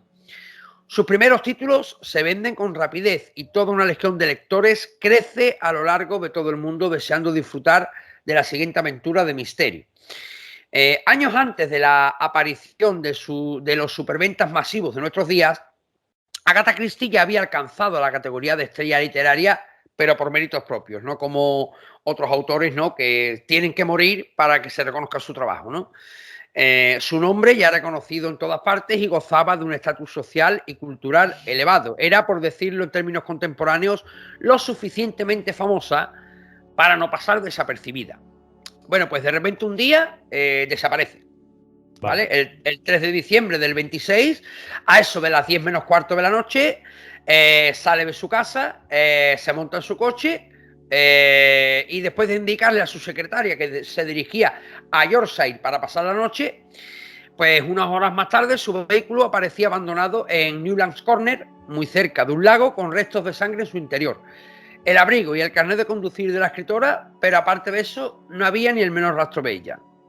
Simplemente pues había desaparecido y ya no estaba. La inquietud pública llegó a tal extremo que incluso el ministro de Interior británico presionó a Scotland Yard para intensificar la búsqueda. 10 días se llevó a cabo en el Reino Unido una operación policial considerada la más grande que hasta entonces había visto el país, ya que eran 1000 agentes de policías, más de 15.000 voluntarios, varios aviones y una cantidad indeterminada de espontáneos que se sumaron a la búsqueda infructuosa de Agatha Christie, peinando palmo por palmo el pequeño condado rural en el que se había esfumado, sin ningún resultado. Eso sí, vale, su foto ya estaba en carteles, pasquines, portadas de diario, hasta el extremo que incluso el New York Times se hizo eco de la desaparición. A la búsqueda se sumó también Sir Arthur Conan Doyle, el padre de Sherlock Holmes, que como vemos, el hijo puta está en todos lados. que, desesperado por no encontrar ni un solo rastro de su colega Agatha Christie, se agenció un guante de Agatha Christie para entregárselo a una medium y conseguir por vías sobrenaturales lo que forenses y policías no podían lograr. Pues bien, todos estos esfuerzos durante 10 días hasta que de repente la señora aparece. El 14 de diciembre por la mañana fue identificada como huésped del Swan Hydropathic Hotel en Harrogate, relativamente cerca del lugar en el que había dejado el coche, donde aparecía registrada como Nancy Neal. La escritora no sabía quién era ni por qué estaba allí y tampoco fue capaz de reconocer a su marido cuando éste llegó a su encuentro. Durante varias semanas, pues la escritora recibe un tratamiento psiquiátrico hasta que recupera la memoria, pero aún así no era capaz de explicar qué había sucedido durante esos días ni dónde había estado. Se dijo que había sufrido un episodio de fuga psicogénica, una especie de crisis nerviosa ocasionada por su propensión a la depresión agravada por la muerte de su madre a principios de ese año y las infidelidades continuadas de su marido. Según esta explicación, durante todo este tiempo la señora Christie habría estado tan ausente que incluso habría sido incapaz de reconocerse a sí misma en los periódicos. Mientras tanto, la opinión pública reaccionó con furia contra ella, ya que muchos creyeron que había fingido su desaparición como truco publicitario. La explicación oficial sí es verdad que ha dado lugar a muchas dudas, ya que hay demasiadas cosas sin explicar. Sin embargo, Agatha Christie mantuvo un obstinado silencio sobre este asunto durante toda su vida y la autora se llevó las respuestas a la tumba en 1976. Y de repente, cuando todo parecía condenado al olvido, aparece una posible solución al enigma. Y es que bueno, pues resulta que en 2017, ¿vale? Vamos a ver, en 2017 su biógrafo más reconocido, el señor Andrew Wilson, pues publica una teoría casi definitiva sobre lo que sucedió durante esos 10 días, en una historia que mezcla celos, amantes, depresión y arrepentimiento, pero como haría Hércules Poirot, analicemos con calma los hechos, amigos. El día de su desaparición, esto según su biógrafo, Agatha Christie acababa de discutir con su marido. Se había enterado de no solo de que él tenía un amante, sino de que estaba pensando en dejarla para irse a vivir con ella. Entonces su marido le habría pedido el divorcio. Ese mismo día pensaba irse con la amante a pasar el fin de semana juntos. Su amante, que por cierto era su secretaria, la secretaria de Agatha Christie. Hostias. Esto fue un mazazo para Agatha y según su biógrafo estaba deprimida, sufría de insomnio, comía poco, se sentía confundida, sola y desesperadamente infeliz. Esto le llevó a dar un paso del que más tarde se arrepentiría. Agatha Christie, al parecer, intentó suicidarse. Ciertamente es que lo intentó, de ahí las manchas de sangre en el vehículo y en el último segundo se arrepintió. Nunca sabremos si fue por miedo, arrepentimiento o un simple fallo de cálculo, pero lo cierto es que no llegó a ser capaz de impactar su coche contra un árbol. Lo dejó en el parque, salió del vehículo con apenas un par de rasguños que consiguió hacerse y sobre todo pues aterrorizada por lo que había estado a punto de hacer. Como digo, la mayoría de las personas pensaban que era un truco publicitario, exactamente, marketing, ¿no? Hay una teoría que choca con la del señor Wilson, y es mucho más, eso sí, más, digamos, rebuscada, ¿no? Según los defensores de lo del marketing, bueno, y de lo conspiranoico, lo que buscaba Agatha Christie es que su marido fuese acusado de asesinato. Vale, al más puro estilo de una de sus novelas. Correcto. Pero bueno, lo cierto es que, como vemos, hasta la más brillante de las mentes puede ser preso de la paranoia. Ya veo. Y puede puede caer en depresiones, puede tener una vida infeliz, porque el hecho de que tú seas alguien de éxito no te garantiza la felicidad. Y bueno, como vemos, pues me ha parecido curioso. ¿Por qué? Porque no sabemos nunca. ¿Por qué es un misterio? ¿Por qué es un misterio? Porque la señora Christie se llevó a finales de los años 70 el secreto a la tumba, así que nunca sabremos qué pasó realmente el día que Agatha Christie desapareció sin dejar rastro para reaparecer en un hotel registrada con otro nombre y con, según ella, amnesia. Vale. Pues increíble la historia. Yo la verdad es que no lo conocía, la historia, la historia de la desaparición de Agatha Christie. Muy interesante y la verdad es que no sé, es muy novelesco, muy del estilo de las novelas de ella. Incluso Sí, me ha recordado la película Memento, totalmente. la primera película de Totalmente. Christopher Nolan. Sí, sí, sí, totalmente. Voy a cortar un momento que voy a coger el cargador, Venga. que está ya temblando.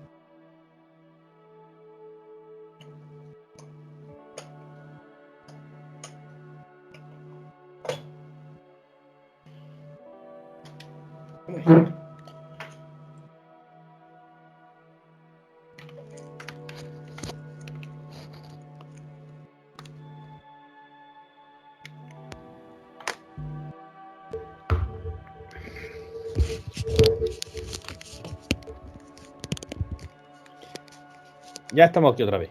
Venga. Que por cierto, si te enteras allí en tu pueblo de algún señorito andaluz que era un Ford Mustang, Ya lo he visto, me ha etiquetado. y para eso mismo, Tía puta, tío. Pedazo de coche está vendiendo el hijo puta aquí.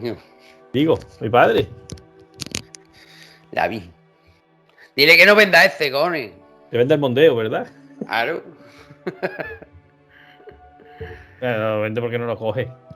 ¿De quién es? ¿Tu padre? De mi padre, de mi padre. Ah, hostia, pues eso es guapo. Dice Cristina, que un tío ese coche que no nos para a nosotros ni para tomar por culo, ¿eh? Con la plebe que tenemos nosotros. Ya, escucha, detrás nada más que se puede sentar el teniente Dan. O sea, supuestamente son 4 plazas, pero detrás nada más que cabe el teniente Dan, que no tiene piernas. Claro. Lo chiquitillo que es el asiento. Hostia puta. Bueno, pues seguimos, ¿no? Venga. Nos hemos quedado y tal, lo de la película de Corte. Memento. Sí. Vale. Venga, vamos. Pues bueno, vamos a seguir con crímenes y con misterios, Jero. Porque, bueno, cuando se le pregunta a los agentes de la Policía Nacional acerca de lo ocurrido el 11 de julio de 2006 a los pies de la Catedral de la Asunción de Jaén, la respuesta para ellos es muy clara, que no fue un crimen. Eso a pesar de que aquel día pasó a la historia como el conocido crimen de la Catedral. Y que me figuro que muchos de vosotros y tú, Ger, lo recordaréis. Sí. ¿No os acordáis del caso? La cuestión es que, bueno, pues era de madrugada, alrededor de las 3:30 horas, cuando el cuerpo sin vida de Francisco H.M., de 59 años, apareció desnudo y cubierto por excrementos y plumas de paloma y desató un reguero de historias y misterio que para los investigadores de la Policía Nacional pues no se corresponden, en principio, según ellos, con la realidad. Pero el lugar en el que acontecieron los hechos de aquella madrugada veraniega, la emblemática plaza de Santa María, pues bueno, envuelta por la inmensidad del templo jiennese, ha dado pie a que la muerte natural a la que se refieren los investigadores, pues aún sea para muchos fruto de algo ligado, o sea, llegado del exterior, y que incluso puede que del infierno, porque veremos. Ven aquí, Satanás, que soy tu hermano. Las palabras que supuestamente resonaron en los muros de las viviendas de la calle Campanas aquel 11 de julio fueron la clave para que después se desatara la intriga en torno a la muerte de este hombre alcohólico que vivía en la más absoluta soledad en una vivienda de la calle José Solís, en el barrio de Peñamefécit.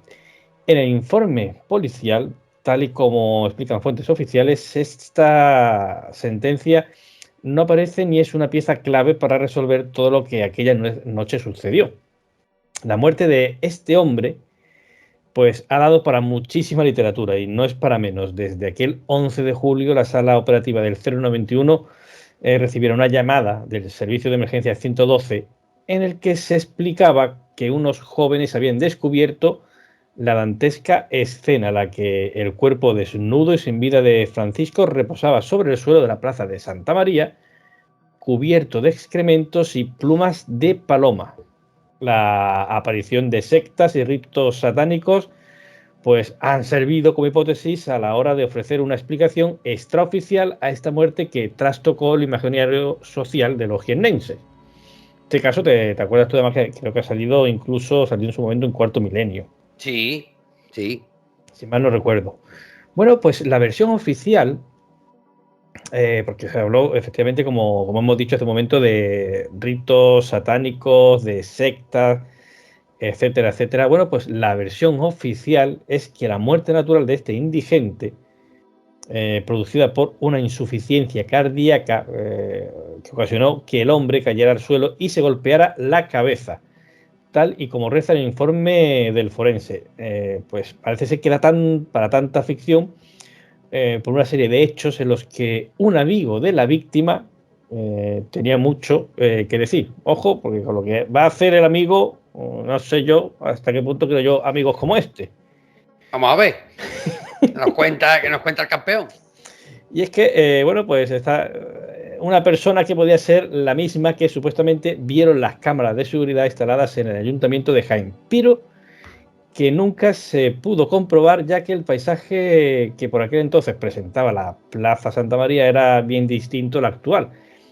En lugar de un espacio diáfano, en 2006 la remodelación aún no había llegado a este espacio de la capital y una arboleda cubría parte del mismo, lo que impidió que las escenas, o sea, que las escasas cámaras de videovigilancia que por aquel entonces había en las paredes exteriores del consistorio, pues pudieran recoger una imagen nítida de la escena de lo que podría haber ocurrido aquella noche de verano. La búsqueda de las personas que, según el relato de los jóvenes, habían visto salir corriendo de la Plaza Santa María, después de oír los gritos que les llevaron hasta el cuerpo del fallecido, dio sus frutos y un amigo y habitual compañero de parranda de Francisco H.M.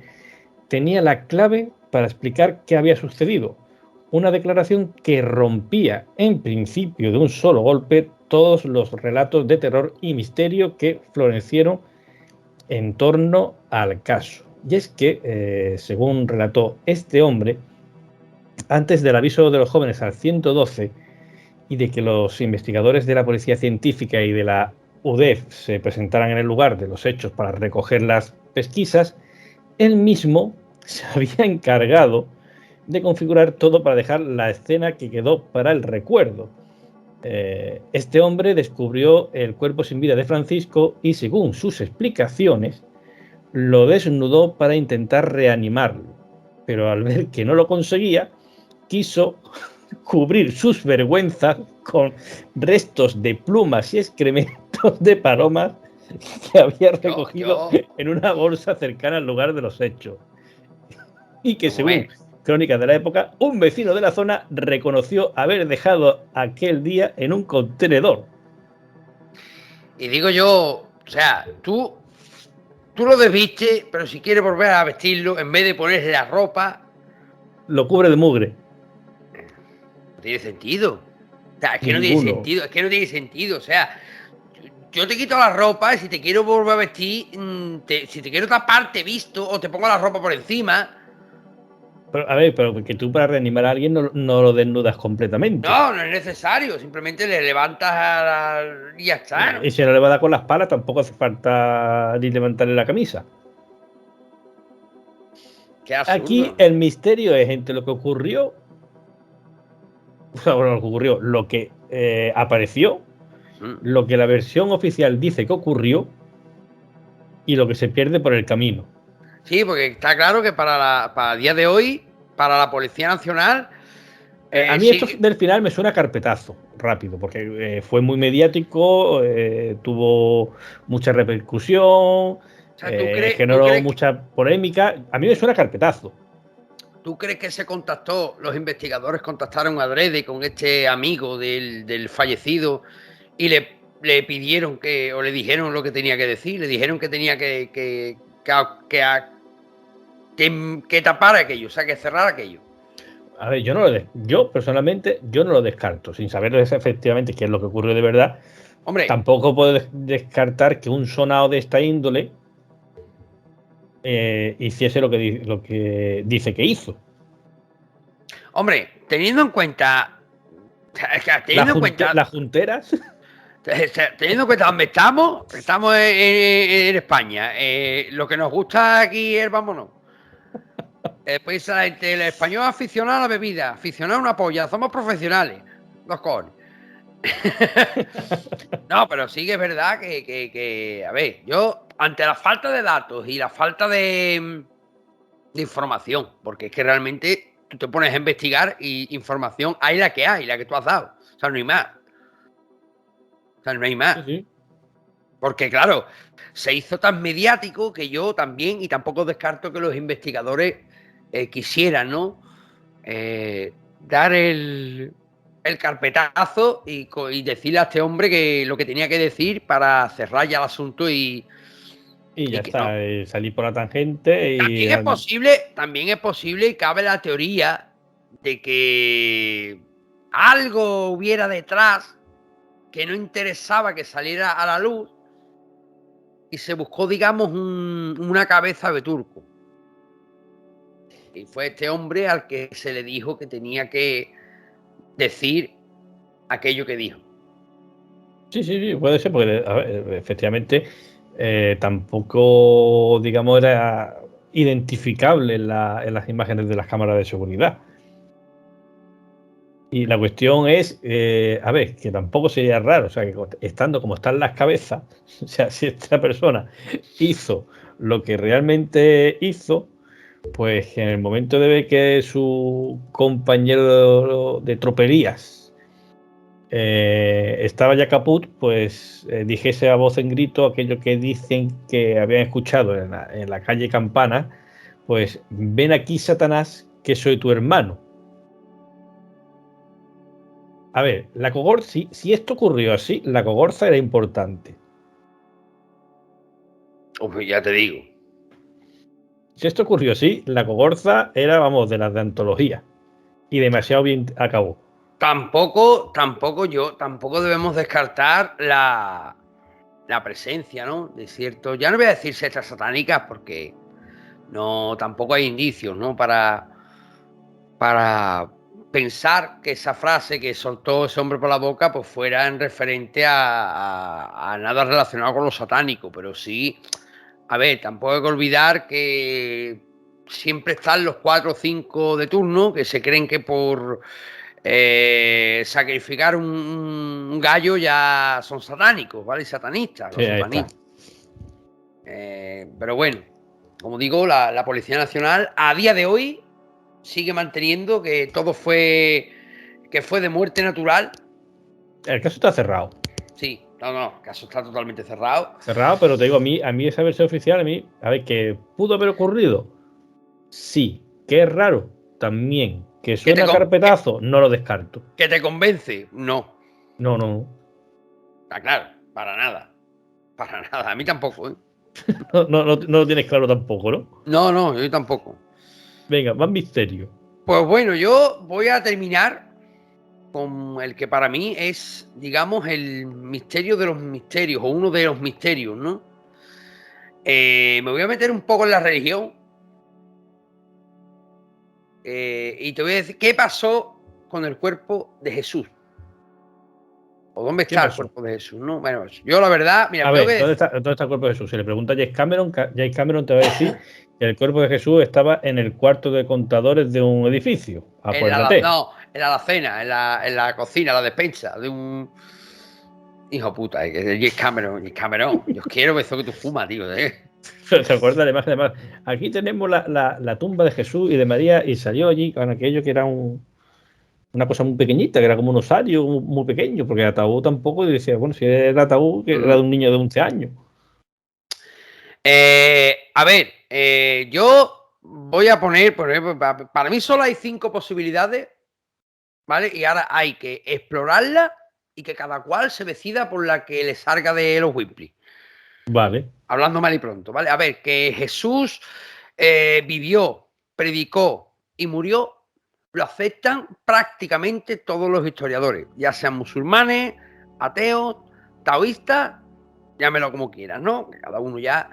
Los pocos autores que no lo aceptan no son historiadores, no publican en revistas académicas ni tienen títulos de historia, sino que publican básicamente en foros de internet.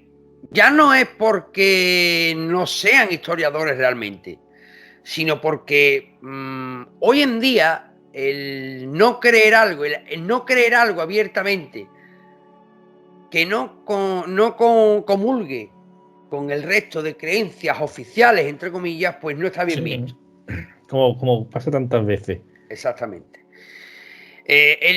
Cierto es que el enigma y el debate llega después, a la hora de hablar de lo que pasó con el cuerpo de Cristo, de su resurrección y de cómo es posible que una serie de discípulos desanimados lo vieron morir de forma humillante y dolorosa, pasaron en poco tiempo a proclamar que había resucitado, proclamación que los enemigos de Jesús, básicamente los judíos y los romanos, pues podrían haber acallado fácilmente mostrando su cadáver.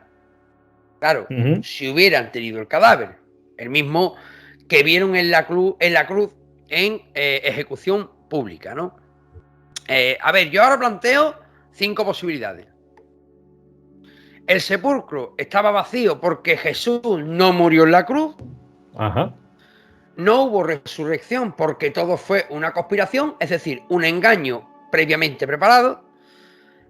No hubo engaño preparado, sino que los discípulos alucinaron, es decir, ante el shock de ver morir a su maestro, se sugestionaron y se autoengañaron. Esa es la tercera. La cuarta, pues simplemente no pasó nada o casi nada de lo que se cuenta. Todos son leyendas y rumores falsos. Esa es por la que yo me declino. Jesús no existió, ya que, como yo digo en un vídeo, no hay ningún historiador de la época, solamente uno, que creo que es Fabio, estoy hablando por la pluma, Fabio Plumio, creo que estoy hablando de memoria, pues es el único que hace mención a un personaje llamado Jesús. Ningún historiador de la época ha dejado ni un solo documento que mencione a Jesús, más allá de la Biblia. Ajá.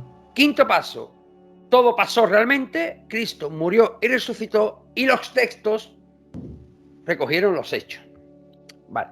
Ahora cada persona debe reflexionar repasando los datos que hay de este caso. El más relevante, sin duda alguna, o uno de los más relevantes de la historia de la humanidad, y pensar cuál encaja mejor con los hechos.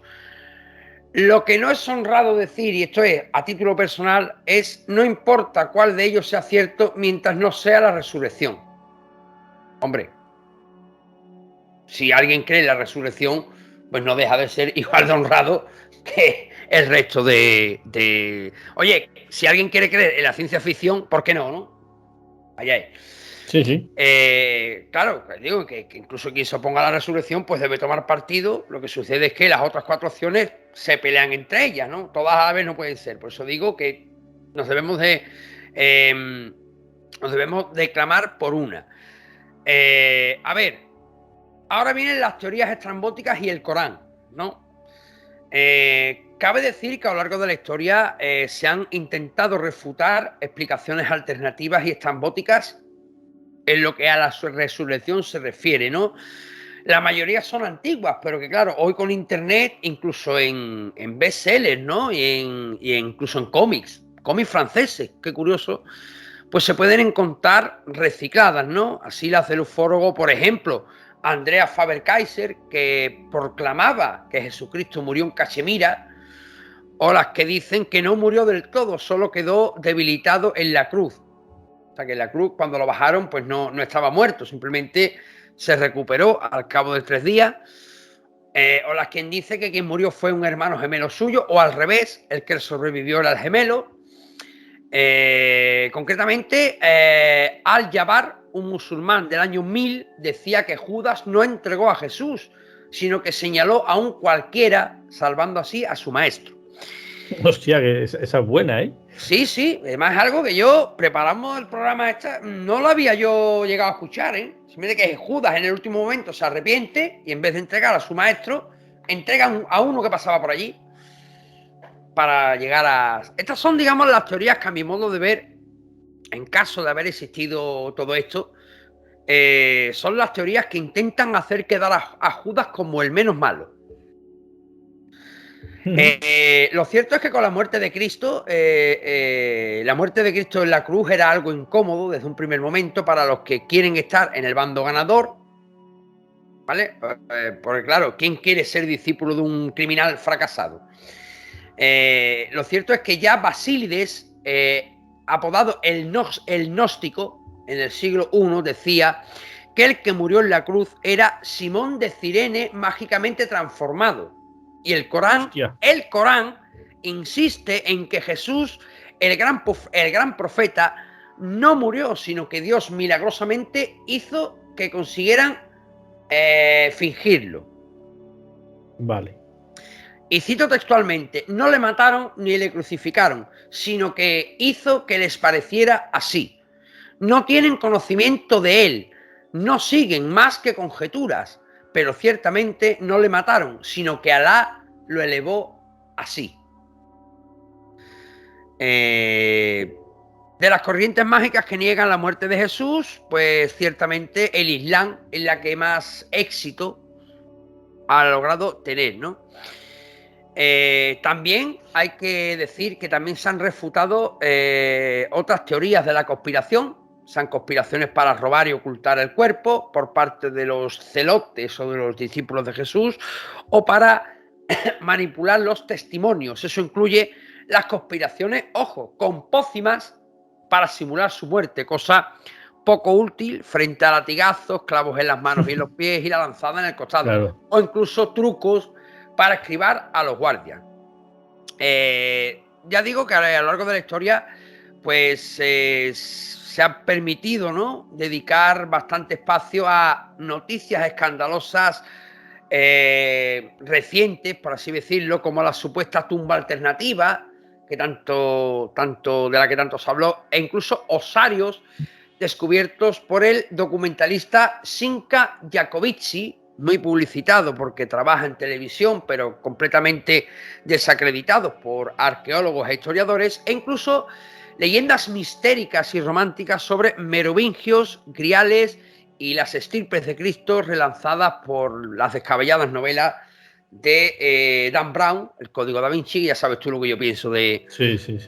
Dan Brown. Dan Brown es un escritor que lleva 20 años escribiendo la misma novela. Totalmente. Porque te pones a verla y son todas iguales. Sí, siempre es lo mismo. Sí, no, llega un momento que para mí Dan Brown, ojo, no le quito su mérito, lo admiro, tengo admiración por este hombre, pero sí es cierto que llega un momento que leer a Dan Brown, de hecho, no sé cuánto lleva sin publicar un libro, creo que lleva 2 años sin publicar nada. Está desde poco antes de que saltara todo esto del COVID, finales de 2019 creo que fue. Sí, el último fue el de Inferno. Inferno, que fue a finales de 2018. No, miento. A ver, miento. Inferno fue la última adaptación. El último libro que hizo fue Origen, que además está ambientado en España. O sea, va a Sí, es verdad. resarcirse de la terrible imagen que da de España en la que fue su segunda novela, que era La Fortaleza Digital. Sí, porque eso de nos subimos a la mesa y en fin, nos Sí, puso. nos ponía como tercermundista totalmente. Sí, totalmente. A ver, siguiendo la línea, ¿no?, de los investigadores Messori y White, quienes muestran que los textos evangélicos y el testimonio de los que vivieron los hechos y los narraron son fiables, especialmente por intentar hablar de lo que no han visto. Es evidente cuando comparamos los evangelios canónicos con las fantasías triunfales y literarias que, según estos señores, son los evangelios apócrifos, o sea, precisamente los que se ocultan y se quitan.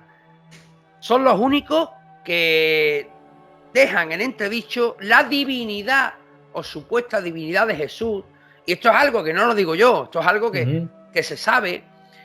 Los evangelios apócrifos son aquellos en los que Jesús no tiene ni un ápice de ser divino, es un hombre normal y corriente. Correcto. Así que bueno, también por ejemplo el mismo hecho de que las mujeres sean las primeras y principales testigos de la resurrección, según los investigadores, no puede ser una invención. Por ejemplo, el pagano Celso se reía una y otra vez de los cristianos por usar mujeres como testigos. El judío romanizado Flavio Josefo, perdón, dije antes que había un judío que fue quien es el único que ha dejado a lo largo de la historia una reseña de Jesús más allá de la Biblia, es Flavio Josefo, explicando a los lectores paganos, decía así: que no se acepte de mujeres prueba alguna a causa de la ligereza y temeridad de su sexo. Esto no hace más que reforzar la idea de que los evangelios pueden ser una fábula y una novela, ¿no? O sea, digamos que, por ejemplo, tampoco le dan credibilidad a las supuestas apariciones de Jesús. Tampoco. Sí, por ejemplo, el pagano Celso señalaba que no era creíble, ¿no?, que los únicos testigos fueran sus discípulos. Ajá. O sea, él decía que si Jesús había resucitado, ¿por qué no se mostraba al mundo? Vale. Sí. Así que bueno, y después, bueno, ya los misterios más por ya conocidos: la sábana santa de Turín, el santo cáliz ya no el de Valencia, sino en Asturias creo que hay otro. Creo que hay otro. Sí, se supone que el que tiene más papeletas para ser realmente el santo crial es el de Valencia. Sí, se supone que sí. Después, por ejemplo, la lanza de Longino, no sé, un montón de reliquias de la cruz también creo que hay por ahí incluso. En fin, el misterio más grande para mí, o uno de los más grandes de la humanidad: ¿existió Jesús? Y por supuesto, si existió, ¿dónde está o qué fue de su cuerpo? Bueno, pues hay quien, te voy a dar la vuelta de tuerca, porque hay quien dice que Jesús, la tumba de Jesús, está en Japón. Claro, hombre. Ojo, espérate, ¿tú no conocías esa teoría de la tumba de Jesús en Japón? Sí, lo había escuchado, sí. Sí, claro, en Japón, hombre. Japón. Al final fue Jesucristo el primero que descubrió América también, ¿verdad? No, pero ya te la voy, porque como se nos está alargando el programa, ya los dos que me quedan, te los voy a dejar como. De esto vamos a hacer segunda parte seguro de otro popurrí de misterio. Sí, seguro. Porque se nos ha quedado corto. Bueno, voy a desarrollar. Ya puesto, me tiro al fango. Venga. Y es que, bueno, pues según esta versión alternativa de la vida de Jesús, pues cayó en el olvido. Y es que, bueno, pues parece ser que, según investigadores japoneses, opinan que la historia de Jesucristo, como tú bien, pues diferente a la que tú has contado. Una versión que, bueno, parece ser que cayó en el olvido hasta 1935, cuando Kiyomaro Takeuchi pues descubrió supuestamente un antiguo documento en la prefectura de Ibaraki, Japón. El texto de este manuscrito daba a conocer un relato asombroso en el que se afirmaba que Jesucristo fue enterrado en la localidad japonesa de Erai, perteneciente a la prefectura de Aomori. ¿Vale? Es que estos, los nombres japoneses tienen su tal y cual. También tienen su... Sí, sus cosas. Bueno, y no solo eso, sino que el documento además en el documento se puede leer que Jesús fue enterrado en Erai junto con su hermano.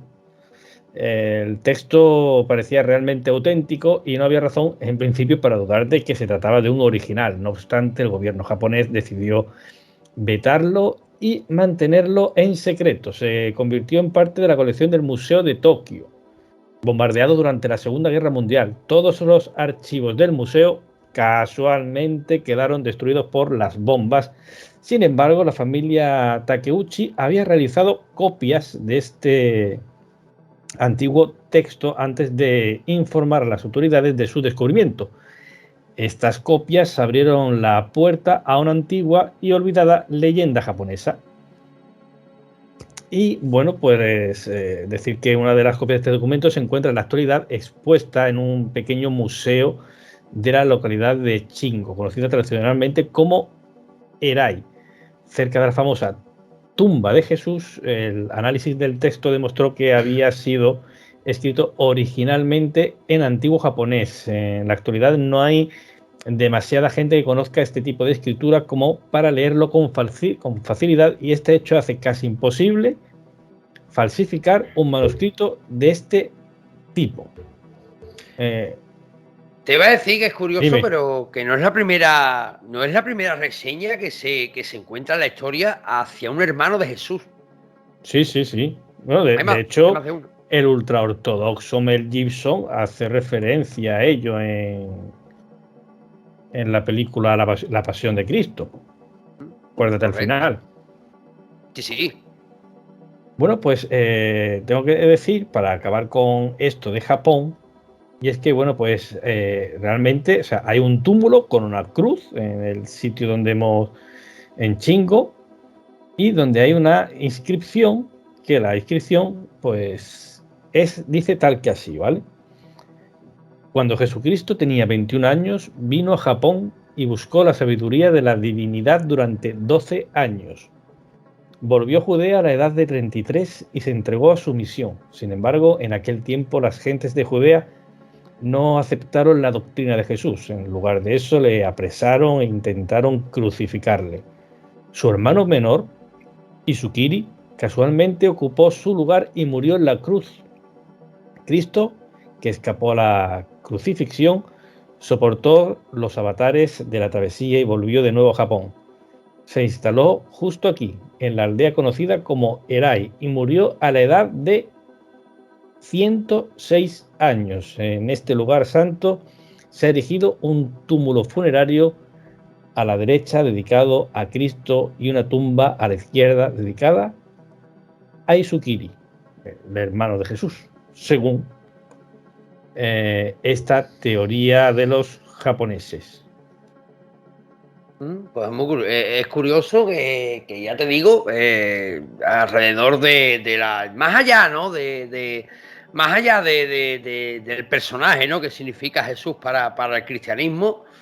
Bueno, no solo para el cristianismo, también para la religión musulmana, porque como vemos el propio Corán también menciona, ¿no? También menciona a Jesús. De hecho, el propio Corán lo menciona, que mucha gente dirá, oh, el Corán, sí, el Corán. Que de hecho, Corán es una palabra árabe, como yo siempre digo y defiendo cuando es que matamos en el nombre del Corán. El Corán es una palabra árabe que significa literalmente paz.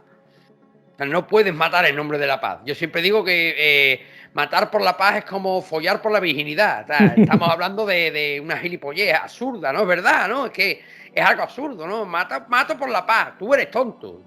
Sí, no.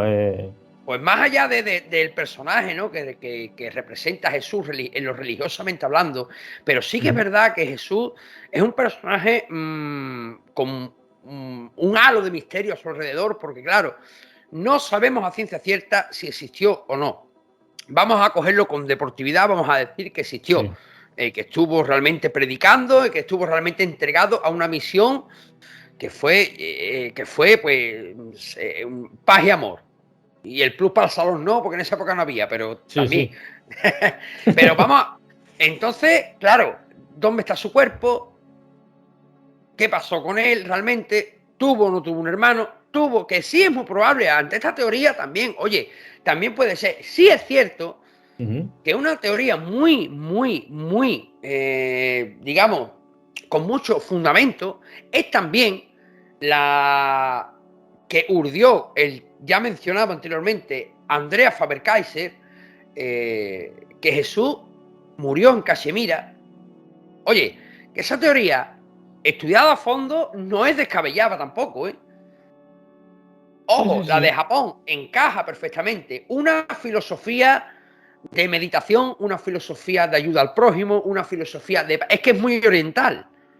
Sí, Es que realmente. es muy oriental. O sea, también puede ser que ante esta teoría los cristianos vieran en Jesús una figura. Oye, este tío es el que necesitamos nosotros. Y a la figura de la paz y la predicación de paz y amor y armonía que hacía Jesús, alrededor de esas figuras podemos levantar nuestra religión, ¿no? Bueno, después tenemos la otra teoría en la que, digamos, Jesús compartía liderazgo. Realmente eran dos líderes. Estaba San Juan Bautista, que habría sido el líder religioso de esa revolución que pretendían llevar a cabo. Recordemos que, mal no recuerdo, no me falla la catequesis, eran primos. Sí. San Juan y Jesucristo. Juan el Bautista, para que la gente no lo sepa, era el macho alfa. Era el que mandaba ahí. Este es el macho alfa aquí. Qué cabrones estamos aquí. Totalmente. Pero bueno, hay una teoría en la que dice que Juan Bautista realmente el que iba a ser el líder religioso y que Jesucristo era el líder militar de esa revolución que se estaba gestando. Hostia, no me imagino yo a Jesús como si estuviera con los orcos en el Señor de los Anillos, con la espada, y no me lo imagino yo. Sí, que se supone que Jesucristo es quien iba realmente a liderar una serie de revueltas, lo que pasa que se le apresó, se acabó con él, y la historia a continuación, pues, como suele ocurrir también en muchas ocasiones, se tergiversó para ensaltecer esa figura. Pero que, ojo, que no es una hipótesis descabellada lo de lo que estamos hablando. Realmente concuerda más esa figura de líder espiritual de Juan Bautista, que de hecho fue quien bautizó a Jesucristo. Sí. De hecho, se cree que ese bautizo fue en realidad una iniciación a lo que viene siendo antes de la batalla, ¿no? Comunión al grupo, comunión al ejército, ¿no? Entre comillas, ¿no? Comunión a nuestro grupo grupo rebelde, ¿no? Recordemos que todos los ejércitos, grupos y tal tienen una ceremonia de iniciación. En este caso sería esa entrada en el río Jordán y ese bautismo a manos del líder Juan el Bautista. Correcto, Jesucristo habría sido lo que es el líder militar, el estratega. ¿Y qué ocurrió? Pues que tras su muerte, pues decidieron en cierto modo unir las dos figuras en una. Quiero decir a la gente que después nos van a decir, yo lo estoy viendo ya venir, van a salir los cuatro tontos de turno. Los cuatro catedráticos. Estos son, exactamente, los cuatro catedráticos. Estos son teorías que ya están por ahí pululando. Que nosotros no nos hemos inventado nada. O sea, la teoría de Jesucristo en Japón está ahí, la teoría de la que estamos hablando ahora mismo también está ahí. O sea, la de Cachemira la sacó de la Faber-Kaiser y ha fallecido tristemente. O sea, que son cosas que están ahí y que nosotros ¿qué estáis atacando ahora al catolicismo? Nosotros no estamos atacando a nadie. ¿Vale? Simplemente pues nos limitamos a transmitir a la gente este conocimiento que está ahí, para quien no lo sepa, que yo me imagino que habrá gente que ya casi todo el mundo ya sabrá de todo esto, pero bueno, mira, nos resulta cuanto menos interesante y cuanto menos llamativo, ¿no? Sobre todo lo de Jesús en Japón, que si lo piensas fríamente, encaja, ¿no? Con esa corriente taoísta. Exactamente. Sí, no, no es descartable. Con lo que predicaba Jesús de paz, armonía, en fin. Pero bueno. Pues bueno, Raúl. Pues podemos ir dando ya por finiquitado ya este viernes, si quieres. Porque para además esto da para. Se nos han quedado varios temas en el tintero. A mí se me han quedado 2.